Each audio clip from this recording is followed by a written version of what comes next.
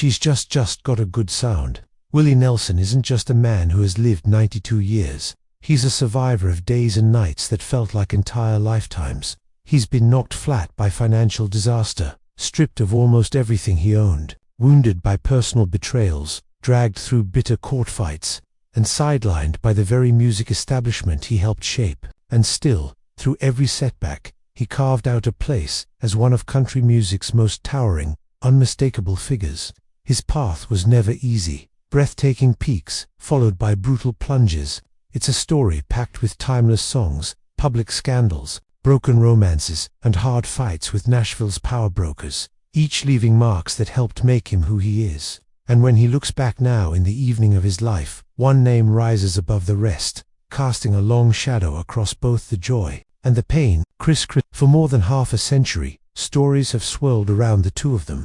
Tales of deep friendship threaded with rivalry, brotherhood mixed with tension. Were they soul-level allies or quiet competitors, loyal partners or men divided by pride and hurt? Why did these two trailblazers who once stood shoulder to shoulder as they rewrote the rules of country, sometimes drift so far apart that silence felt like a canyon? To find the truth, you have to go back to the beginning. The story of Willie Nelson and Kris Kristofferson starts in the late 1960s when Nashville tightened its grip so hard on country music that it dictated not just the sound but the haircut, the suit, the smile, and even how an artist should live.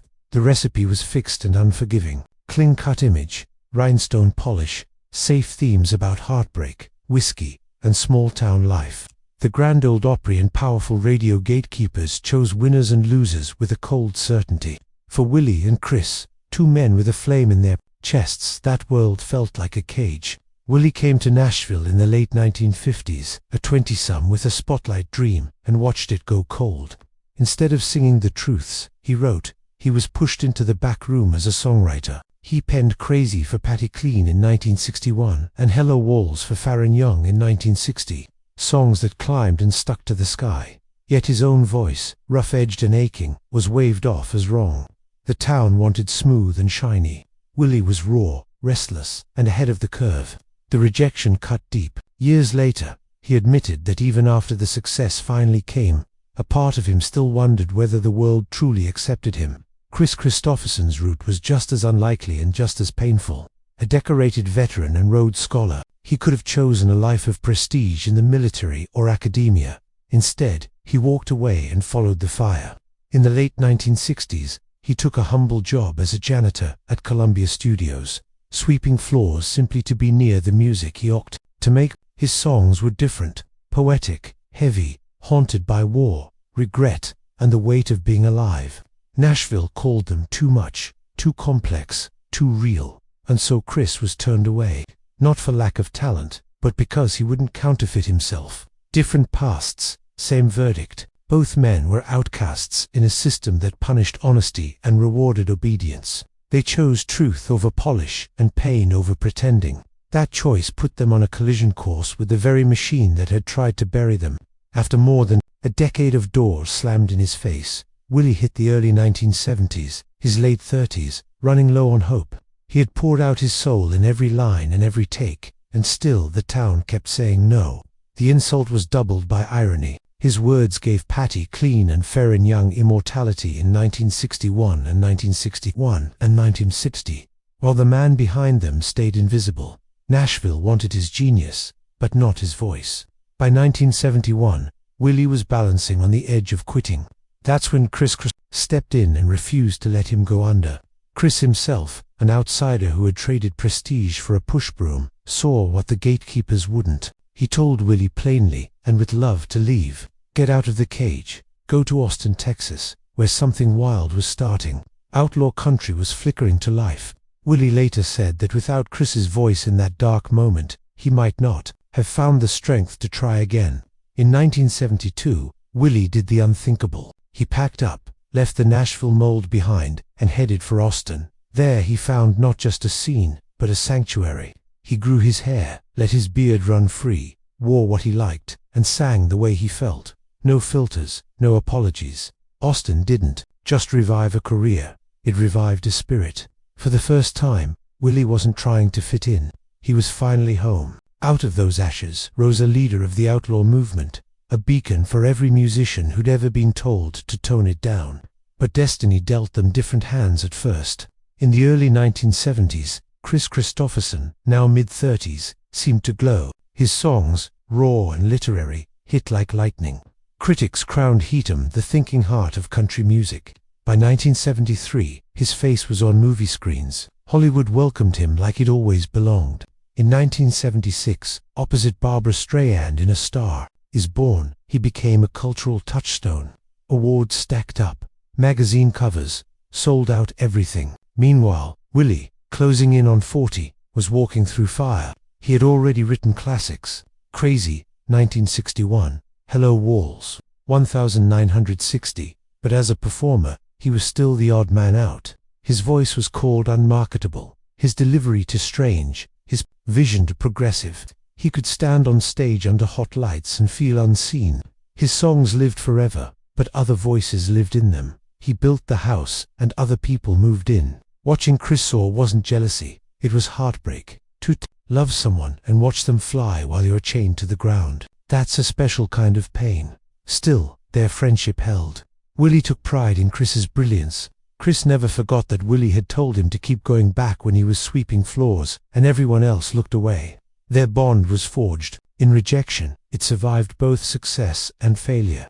By the mid-1970s, the tide finally turned. Willie, now mid-40s South and settled in Texas, cracked the mold with Shotgun Willie, 1973, then sealed his legend with Red-Headed Stranger, 1975. The long hair, the bandana, the beard, symbols of freedom. The shows were raw, the crowds massive. Willie wasn't asking permission anymore. He was leading. For Kris, the climb got steeper. By the early 1980s, mid-40s now, the glow dimmed. Pressure mounted. Alcohol took hold. His health and marriages suffered. And the film career that had looked endless started to wobble. The same spotlight that once crowned him now revealed the cracks. He later admitted that the very gifts that lifted him, fame, attention, expectation, felt like chains. And still the friendship held. Willie never gloated when the roles reversed. He was grateful. He remembered the lifeline Kris had thrown him. In 1972, then came a quieter complication, more intimate and far trickier than any industry fight. Rita Coolidge, her voice had velvet and steel, and she seemed to stand at the crossroads of tenderness and fire. Rumors said Willie and Rita had shared a spark before she chose Kris. Nothing was ever proved, and no one ever put it on the record. But whispers have a way of changing a room. When Rita married Kris in 1973, the world swooned. They were radiant on stage and in photos made for the moment. But under the glow, the ground was shaky. Kris was brilliant, magnetic, and torn up. Inside, he loved her fiercely, but jealousy, insecurity, and the ache he carried complicated everything. Drinking dulled the pain and deepened the cracks. By 1980, at 44, the marriage was over. Kris later called those some of his darkest years. Willie kept his silence, stayed loyal, and never publicly reopened old wounds. Whatever his private feelings for Rita, real or imagined, he held the line. The bond with Kris mattered more. As Kris's home life fell apart, Willie's star kept climbing. Red-Headed Stranger and Stardust turned him into the face of outlaw country. Stadiums filled. Meanwhile, Kris, the golden boy, stumbled. Willie felt the wind, but also a sting of guilt. The friend who pulled him out of the fire was now standing in it. The late 1970s into the early 1980s were hard on both men in different ways. Behind the cheers were empty rooms, bottles lined up like soldiers, and promises that wore out before morning. Kris's songs had always sounded like confessions, and that's what they were. Fragments of a man trying to hold himself together. What started as taking the edge off became a trap. He married Rita Coolidge in 1973, at 36, and for a minute it looked like balance. But by 1980, at 44, the marriage collapsed, and the professional shine dulled. For a man who had defined himself by defiance, that slow exile was a bitter pill. Still, he kept writing, kept showing up.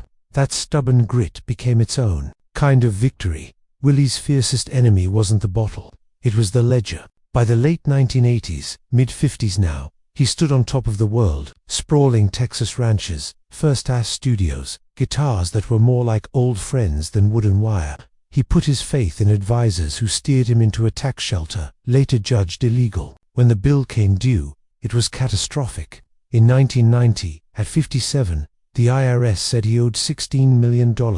Agents took nearly everything: the ranch, the studio, even instruments that held his history.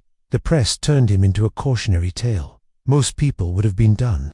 Willie turned disaster into a dare. He cut the IRS tapes. Who will buy my memories? And sent the money straight to the debt. No big rollout, just late-night ads, and the loyalty of fans who recognized themselves in his scars. They bought in not just because they loved the music, but because they loved the man who wouldn't